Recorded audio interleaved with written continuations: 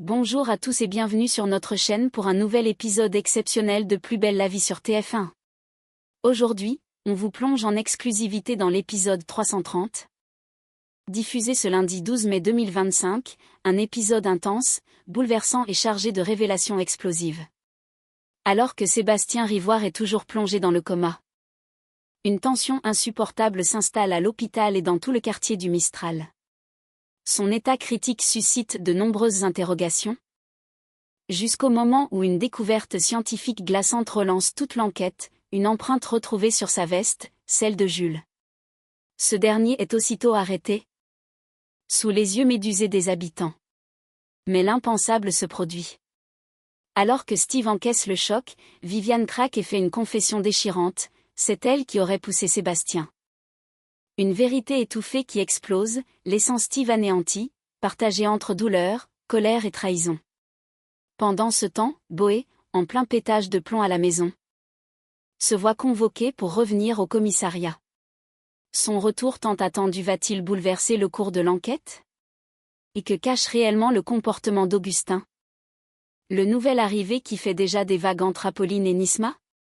Préparez-vous à vivre un épisode chargé en émotions, en tension familiale et en rebondissements judiciaires. Accrochez-vous. Car Plus belle la vie n'a pas fini de vous surprendre. Sébastien Rivoire est plongé dans le coma. Allongé dans une chambre de l'hôpital de Marseille, son visage est marqué, son corps immobile. Suspendu entre deux mondes. À ses côtés, Steve écoute les paroles de Gabriel, le souffle court. Pas de fracture, pas d'édème cérébral visible à l'imagerie, explique le médecin. Regard fixé sur la tablette médicale. Mais on ne peut pas prédire quand ni même si il se réveillera. Il faut rester prudent. Steve hoche la tête, sans vraiment comprendre. L'inquiétude le ronge. Pendant ce temps, dans le couloir, Charlotte, infirmière expérimentée, échange à voix basse avec un collègue. Elle jette un œil vers la chambre, le regard suspicieux. Pour moi, c'est pas une chute classique. Il est tombé sur le dos, net, sans protection, quelqu'un l'a peut-être poussé. L'information remonte vite. Quelques heures plus tard, Idriss contacte Patrick au téléphone depuis le commissariat. Je pense qu'il faut ouvrir une enquête. Il y a trop de zones d'ombre. Jules s'est disputé avec lui juste avant. Viviane est partie précipitamment, et maintenant on apprend que Sébastien a peut-être été projeté. Patrick approuve. L'affaire prend un tournant judiciaire. Plus loin. Dans l'effervescence du Mistral, Apolline traverse la place, rayonnante. À ses côtés, Augustin, fraîchement rentré des États-Unis, fils de son parrain, à la fois complice et provocateur. T'as pas changé, Apo. Toi non plus, à part la coupe de cheveux et ton accent américain de pacotille. Il rit, et elle l'emmène sans attendre au bar du Mistral, où Thomas est en train de ranger des verres. Nisma, à une table, relève les yeux, intriguée. Je vous présente Augustin. Mon meilleur pote, et le fils de mon parrain. Augustin serre la main de Thomas, puis salue Nisma avec un sourire assuré. Je suis de retour pour quelques semaines. Vous allez entendre parler de moi. Nisma lève un sourcil, amusée. Une nouvelle dynamique vient de s'installer. Mais à quelques rues de là, un homme entre la vie et la mort pourrait bien être la clé de révélations bien plus sombres. Sur les bancs de la place du Mistral, Apolline s'étire au soleil, une boisson fraîche à la main. Nisma, plus réservée, s'installe près d'elle, jette un coup d'œil autour, puis se penche légèrement. Juste pour que ce soit clair entre nous. Augustin, c'est mon pote. Rien de plus. Apolline la fixe, surprise. Nisma insiste, plus bas. Y a jamais rien eu. Et y aura rien. Il est à fond sur toi, c'est évident. Moi, je suis juste la copine qui supporte ces théories fumeuses sur les relations humaines. Un sourire complice s'installe entre les deux filles. La confiance est là. Et Apolline, au fond, commence à comprendre qu'Augustin joue un jeu plus flou qu'il n'y paraît. Dans l'appartement familial, Jean-Paul Boé vire à l'hystérie domestique. Repassage du linge à la perfection, liste de courses millimétrées, poubelle sortie 3 fois par jour. Et entre deux missions, il vérifie que Léa ne manque de rien, eau, coussin. Température ambiante, vitamines. Même la lumière est réglée selon les cycles circadiens. Babette, qui passe par là, observe la scène en silence. Boé passe l'aspirateur tout en consultant une recette de légumes vapeur pour optimiser l'équilibre postpartum. Elle finit par craquer. Jean-Paul, Tavrier. Il se retourne. Les cheveux en bataille, les yeux écarquillés. Mais non, je suis juste organisée. Léa a besoin de repos, je gère. Tu gères trop. T'as besoin de bosser. Tout de suite. Un peu plus tard, Patrick Neuville se fait convoquer au cabinet médical. Pas par un supérieur, mais par sa propre femme. Babette, en blouse blanche, le reçoit dans une salle vide. Bras croisés. Elle entre dans le vif du sujet. Ton collègue Boé devient ingérable. Il est maniaque, ultra nerveux, il tourne en rond, et il fait flipper tout le monde à la maison.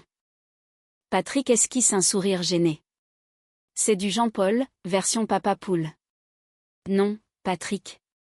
C'est du Jean-Paul version en arrêt prolongé qui compense tout avec l'obsession du contrôle. Il faut qu'il reprenne le boulot. Maintenant. Patrick soupire. Il sait qu'elle a raison. Il soupçonne même que Boé a besoin de son uniforme pour retrouver son équilibre. Et peut-être un peu de sa vie à lui. Dans le hall d'hôpital, Steve attend, le visage fatigué, les nerfs à vif. Lorsqu'il aperçoit Aïssé et Viviane approcher, valise encore en main. Il se lève d'un bond. Qu'est-ce que vous faites là? Aïssé, les yeux humides mais le ton ferme, s'avance la première. On est revenu quand Jules nous a appelés. Il nous a dit pour l'accident, pour Sébastien. Viviane ajoute doucement. On pouvait pas rester à Forbach en sachant que t'étais seul ici avec ça. Peu importe ce qu'il s'est passé, t'es notre fils. Steve reste figé. Il ne sait plus s'il doit les remercier ou leur en vouloir. Mais il baisse les yeux. Une partie de lui est soulagée. Plus tard, dans une salle médicale, Gabriel explique calmement à Steve. Sébastien n'est pas opérable. Pas pour le moment. Son état est trop instable, la greffe est en suspens. On ne peut rien faire tant que son état neurologique ne s'éclaircit pas. Steve encaisse, silencieux. Encore une impasse. Encore une attente. Au commissariat, Idriss rejoint Morgane qui trie des dossiers. Il s'approche, voix basse, ton plus formel que d'habitude. Une enquête vient d'être officiellement ouverte sur le père de Steve. Sa chute soulève trop de zones d'ombre. Morgane relève la tête, attentive. Idriss poursuit. Tu as été en contact avec Viviane et Aïssé. Tu sais s'il y avait des tensions? Un conflit sérieux avec Sébastien? Morgane réfléchit un instant. Elle sait que les choses étaient tendues. Mais jusqu'à quel point? Ce qu'elle dira pourrait tout faire basculer. Il y avait des rancunes. De la colère, oui. Mais, je ne sais pas s'il y avait une réelle menace. Idriss la fixe, silencieux. Ce n'est que le début de l'enquête? Mais le passé de Sébastien pourrait bien cacher plus qu'un simple accident. Au laboratoire de la police scientifique, Charlotte retire ses gants en silence. Les yeux rivés sur le rapport qu'elle vient d'imprimer. Elle vient de passer au crible la veste que portait Sébastien Rivoire au moment de sa chute. Une trace a retenu son attention, une empreinte? Nette, sur l'épaule. Elle entre précipitamment dans le bureau de Morgane, tendant la feuille comme une gifle silencieuse. C'est confirmé. Empreinte identifiée. De qui? Demande Morgane. Déjà inquiète. Charlotte la fixe, gravement. Jules. Un silence glacial s'abat. Morgane blêmit, le souffle coupé. Elle connaît Jules, elle le défendait encore récemment. Mais cette fois, l'ADN ne ment pas. Et la question est là, brutale, était-il réellement le dernier à avoir touché Sébastien, ou à l'avoir poussé? De l'autre côté de Marseille, Patrick a donné rendez-vous à Jean-Paul Boé sur une terrasse tranquille, loin du tumulte du commissariat. Assis en face de lui, il lâche rapidement ce qu'il a sur le cœur. Je suis dans la merde. Avec Samuel toujours en arrêt, et une enquête sensible qui explose, j'ai besoin de renfort. Et pas dans 2 semaines. Boé, surpris, relève les yeux. Un sourire discret se dessinant malgré lui. T'es en train de me dire que tu veux que je revienne? Patrick hoche la tête, l'air de rien. Je suis pas là pour faire des compliments. Mais oui. Si tu te sens prêt, j'aimerais que tu reprennes. Jean-Paul se redresse, un brin euphorique. J'attendais que ça. Son regard s'éclaire. Reprendre le service, retrouver le terrain. Sortir enfin du rôle de père au foyer obsessionnel. Boé n'a jamais été aussi près. Et le commissariat va bientôt retrouver son duo légendaire. Dans le bar du Mistral, Myrtha sert 2 cafés avec douceur, le regard plein d'affection posé sur Steve, assis face à elle. Il tourne machinalement sa cuillère dans sa tasse, le visage fermé. Ton amitié avec Jules, c'est pas une dispute qui va la briser. Vous êtes solides tous les deux. Vous allez surmonter tout ça. Steve hoche la tête sans conviction. L'angoisse nouée dans la gorge. À quelques mètres de là, Jules discute avec Thomas, la voix basse, tendue. Il ne cherche plus à cacher sa rancœur. Ton père, c'est un vrai connard, Steve. Un manipulateur. Il a flingué la vie de Maëlys, et il continue avec lui. Mais il ne voit pas qu'Idriss est juste derrière lui, bras croisés, regard froid. Jules Langlois. Je vous demande de me suivre au commissariat. Immédiatement. Jules se fige. Thomas recule, surpris. Myrtha, au comptoir, laisse échapper un souffle court. Un peu plus tard, Steve reçoit une notification. Il jette un œil à son téléphone. Myrtha, Jules a été arrêté. Il est soupçonné d'avoir poussé Sébastien. Steve reste figé. La nouvelle le frappe de plein fouet. Il serre le téléphone dans sa main, la respiration coupée. C'est alors que Viviane entre dans la pièce. Elle l'observe un instant, son visage pâle, tremblant. Puis elle s'approche et lâche. D'une voix cassée. C'est pas Jules. C'est moi. C'est moi qui ai poussé ton père. Le monde de Steve s'effondre. Quoi? Je voulais le retenir. Il me provoquait, il me menaçait. J'ai paniqué. J'ai pas voulu, mais il a basculé. Steve recule d'un pas. Ses mains tremblent. La colère, la trahison, la douleur, tout se mêle.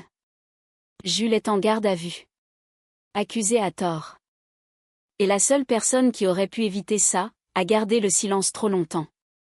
Et voilà, c'est la fin de notre plongée dans l'épisode 330 de Plus belle la vie saison 2. Diffusé ce lundi 12 mai 2025 sur TF1. Un épisode poignant, riche en rebondissements, où chaque personnage est confronté à ses limites, ses peurs, mais aussi ses choix les plus lourds de conséquences. L'affaire autour de la chute de Sébastien Rivoire prend un virage totalement inattendu. Alors que tout semblait accabler Jules, c'est Viviane, dans un moment de vérité brutale, qui finit par avouer l'impensable. Ce retournement dramatique bouleverse non seulement Steve, tiraillé entre colère, tristesse et loyauté, mais vient aussi semer le doute sur tout ce que l'on croyait acquis depuis le début de l'enquête. Et pendant que la cellule familiale explose, c'est tout le quartier du Mistral qui vibre au rythme des émotions.